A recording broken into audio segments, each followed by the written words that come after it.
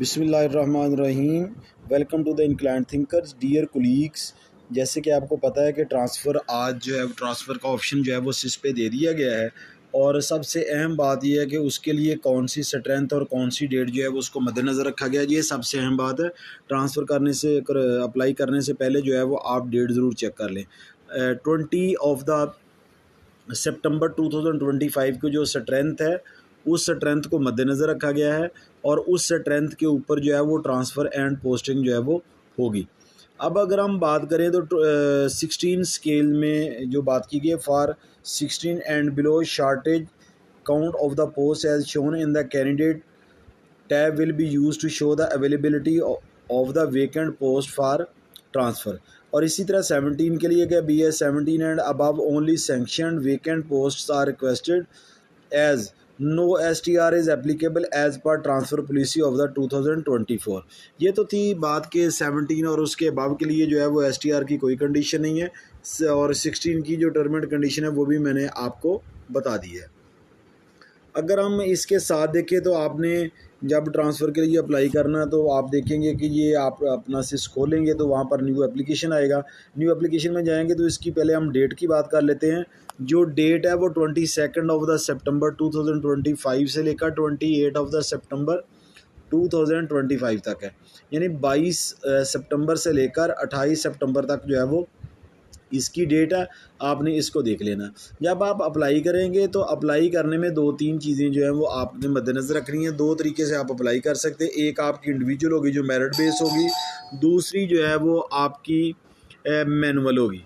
अगर हम इंडिविजुअल की बात करें तो इंडिविजुअल में आपकी मिनिमम सर्विस जो है वो 3 ईयर्स होनी चाहिए। अगर आपकी सर्विस जो है वो 3 ईयर से लेस है तो आप अप्लाई नहीं कर सकते। दूसरी बात जो है वो म्यूचुअल की है। तो म्यूचुअल में अगर आप देखें तो म्यूचुअल की कंडीशन जो है वो लिटिल बिट सॉफ्ट है।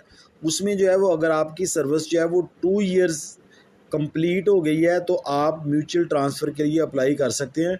डेट ऑफ ज्वाइनिंग जो है ना वो 23 ऑफ द सितंबर 2024 के हिसाब से। उसके बाद है as per school education department policy you can not apply due to the less than 2 years in the current school due to the joining in 23rd of the September 2024।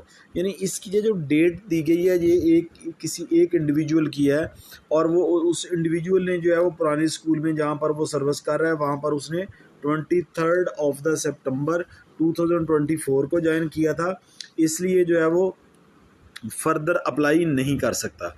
उसकी service अगर 2 years complete होती तो वो apply कर सकता था। अगर हम बात करें इंडिविजुअल्स की तो इंडिविजुअल की टर्म एंड कंडीशन ये है कि वो उसकी सर्विस जो है वो 3 ईयर्स होनी चाहिए। जब आप इसे ओपन करेंगे तो आपके सामने जो है वो इस तरह की दो चीज़ें जो है वो आपके सामने होंगी। अगर आप लेफ़्ट साइड पे देखें तो इंडिविजुअल है, राइट साइड पे देखें तो म्यूचुअल ट्रांसफ़र है।